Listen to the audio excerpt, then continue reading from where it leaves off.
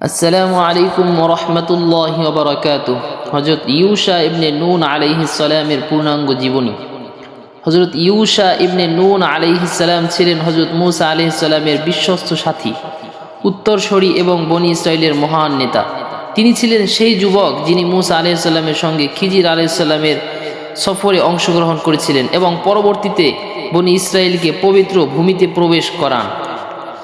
বিসমিল্লাহির রহমানির রহিম। প্রিয় দর্শক, আজকের এই দীর্ঘ ও বিশেষ ভিডিওতে আমরা আলোচনা করব আল্লাহর এক মহান নবী, সাহসী সেনাপতি মূসা আলাইহিস সালামের বিশ্বস্ত উত্তরসূরি হযরত ইউশা ইবনে নুন আলাইহিস সালামের পূর্ণাঙ্গ জীবনী নিয়ে।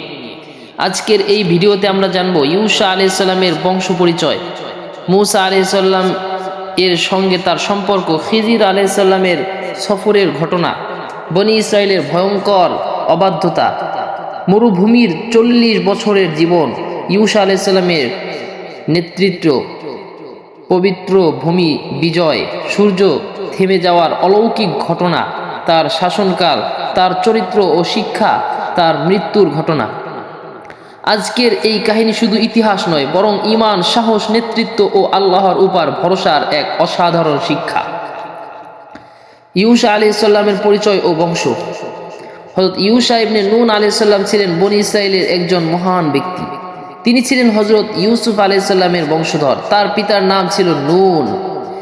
ইউশা আলাইহিস সালাম ছোটবেলা থেকেই অত্যন্ত বুদ্ধিমান, সাহসী ও আল্লাহভীরু ছিলেন। বনী ইসরাইল তখন মিশরের ভয়ঙ্কর নির্যাতনের মধ্য দিয়ে যাচ্ছিল।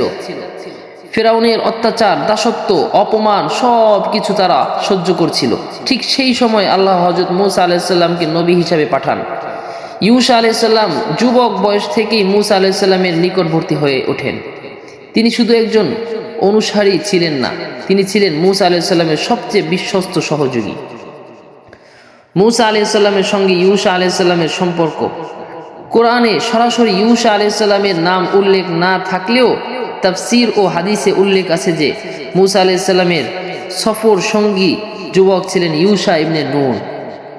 তিনি সব সময় মূসা আলাইহিস সালামের সঙ্গে থাকতেন। মূসা আলাইহিস সালাম যখন বনী ইসরাইলকে নিয়ে সমুদ্র পার হন, তখন ইউশা আলাইহিস সালামও সেই দলে ছিলেন। তিনি ফিরআউনের পতন নিজের চোখে দেখেছেন। তিনি তাওরাত নাজিল হওয়ার সময়ের ঘটনাও প্রত্যক্ষ করেছেন। তিনি বনী ইসরাইলের অবাধ্যতা খুব কাছ থেকে দেখেছেন। এই ঘটনাগুলো তার ঈমান ও নেতৃত্বকে আরও শক্তিশালী করেছিল। খিজির আলাইহিস সালামের সফরের সঙ্গী ইউশা আলাইহিস সালাম। একদিন মূসা আলাইহিস সালাম ঘোষণা করলেন যে তিনি পৃথিবীর সবচেয়ে জ্ঞানী ব্যক্তি। আল্লাহ তাকে জানালেন, আমার এক বান্দা আছে যার কাছে এমন জ্ঞান আছে যা তোমার কাছে নেই। তখন মূসা আলাইহিস সালাম সেই ব্যক্তির সন্ধানে বের হলেন।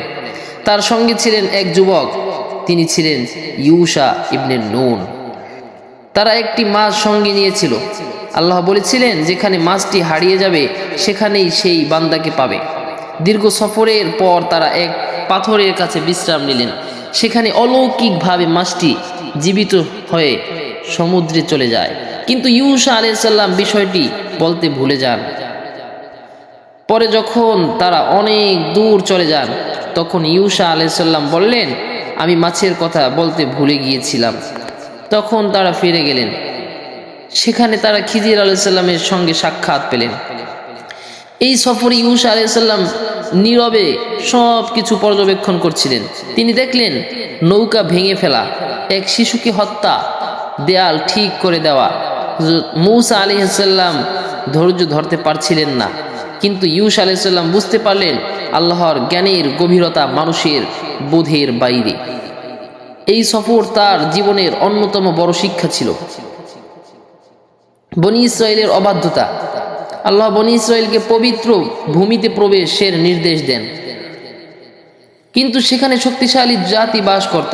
বনী ইসরাইল ভয় পেয়ে যায়। তারা বলল, আমরা সেখানে প্রবেশ করব না। এই কঠিন সময় মাত্র 2 জন ব্যক্তি সাহসিকতার সঙ্গে দাঁড়িয়েছিলেন। তাদের একজন ছিল ইউশা আলাইহিস সালাম। তিনি বললেন, তোমরা দরজা দিয়ে প্রবেশ করো, যদি ঈমানদার হও তবে অবশ্যই বিজয়ী হবে। কিন্তু অধিকাংশ মানুষ অবাধ্য হয়ে গেল। তখন আল্লাহ তাদের 40 বছর মরুভূমিতে ঘুরে বেড়ানোর শাস্তি দেন। মরুভূমির 40 বছর, এই দীর্ঘ 40 বছর ইউসা আলাইহিসসালাম মূসা আলাইহিসসালামের সঙ্গে ছিলেন। তিনি বনী ইসরায়েলের প্রতিটি অবাধ্যতা দেখেছেন। তারা বারবার অভিযোগ করত, কখনো খাবার নিয়ে অভিযোগ, কখনো যুদ্ধ নিয়ে অভিযোগ, কখনো আল্লাহর বিধান নিয়ে প্রশ্ন। তবুও মূসা আলাইহিসসালাম ধৈর্য ধরতেন। ইউসা আলাইহিসসালাম ধীরে ধীরে নেতৃত্বের জন্য প্রস্তুত হচ্ছিলেন।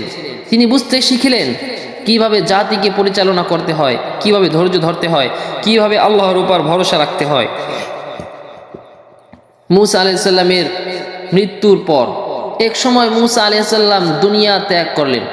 বনী ইসরায়েল গভীর শোকে পড়ে যায়। তখন আল্লাহ ইউসা আলাইহিসসালামকে নেতৃত্ব দান করেন। তিনি শুধু নেতা ছিলেন না, তিনি নবীও ছিলেন। এখন তার সবচেয়ে বড় দায়িত্ব ছিল বনী ইসরায়েলকে পবিত্র ভূমিতে প্রবেশ করানো, পবিত্র ভূমির দিকে অগ্রযাত্রা।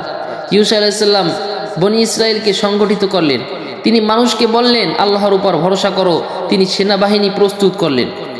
এক সময় বনী ইসরায়েল আগের তুলনায় অনেক বেশি শক্তিশালী ছিল। ইউসা আলাইহিসসালাম অত্যন্ত সাহসের সঙ্গে সামনে এগিয়ে গেলেন। তিনি ছিলেন একজন অসাধারণ সেনাপতি। জেরিকো বিজয়, ইসলামী ইতিহাসে উল্লেখ আছে ইউসা আলাইহিসসালাম জেরিকো নগরীর দিকে অগ্রসর হন। এটি ছিল অত্যন্ত শক্তিশালী দুর্গ। বহু মানুষ মনে করত এই শহর জয় করা অসম্ভব, কিন্তু ইউসা আলাইহিসসালাম আল্লাহর উপর পূর্ণ ভরসা রাখলেন। তিনি সৈন্যদের উৎসাহ দিলেন। অবশেষে আল্লাহ তাদের বিজয় দান করলেন। বনী ইসরায়েল বহু বছরের পর পবিত্র ভূমিতে প্রবেশ করতে সক্ষম হলো। সূর্য থেমে যাওয়ার অলৌকিক ঘটনা, হাদিসে উল্লেখ আছে এক যুদ্ধে শুক্রবারের দিন সূর্য অস্ত যাওয়ার কাছাকাছি ছিল। যদি সূর্য ডুবে যেত তাহলে যুদ্ধ বন্ধ করতে হতো। তখন ইউসা আলাইহিসসালাম দোয়া করলেন, হে আল্লাহ, সূর্যকে থামিয়ে দিন। অলৌকিকভাবে সূর্য থেমে গেল। যুদ্ধ শেষ না হওয়া পর্যন্ত দিন শেষ হয়নি। এটি ছিল ইউসা আলাইহিসসালামের অন্যতম বড় মুজিজা। ইউসা আলাইহিসসালামের শাসনকাল, পবিত্র ভূমি বিজয়ের পর ইউসা আলাইহিসসালাম বহু বছর শাসন করেন। তিনি তাওরাতের বিধান প্রতিষ্ঠা করেন, মানুষকে আল্লাহর ইবাদতের দিকে আহ্বান করেন। তিনি অন্যায়ের বিরুদ্ধে সবসময় ছিলেন। তিনি ন্যায় বিচার প্রতিষ্ঠা করেন। তার সময় মানুষ শান্তি ও নিরাপত্তা লাভ করে।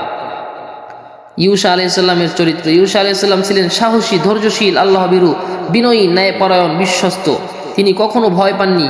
তিনি আল্লাহর সাহায্যের উপর পূর্ণ বিশ্বাস রাখতেন। তার জীবনের শিক্ষা, ইউসা আলাইহিসসালামের জীবন আমাদের শেখায় সত্যিকারের নেতা হলে ধৈর্য দরকার। তিনি দীর্ঘ বছর মূসা আলাইহিসসালামের সঙ্গে থেকে শিক্ষা নিয়েছেন। আল্লাহর উপর ভরসা বিজয় এনে দেয়।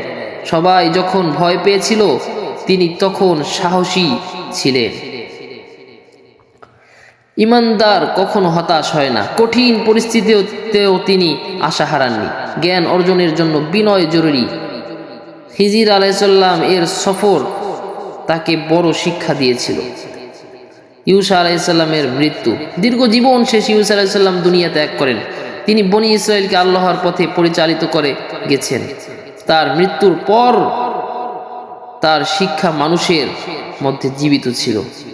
প্রিয় দর্শক, হযরত ইউসা ইবনে নুন আলাইহিস সালামের জীবন ছিল সাহস, ঈমান, নেতৃত্বের এক উজ্জ্বল উদাহরণ। তিনি আমাদের শেখান আল্লাহর উপর ভরসা করতে, সত্যের পথে অটল থাকতে, ভয়কে জয় করতে, ধৈর্য ধারণ করতে। আজও তার জীবন কোটি মানুষের জন্য অনুপ্রেরণা।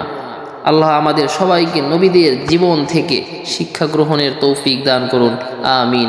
আজকের ভিডিও এই পর্যন্তই। আসসালামু আলাইকুম ওয়া রাহমাতুল্লাহি ওয়া বারাকাতুহু।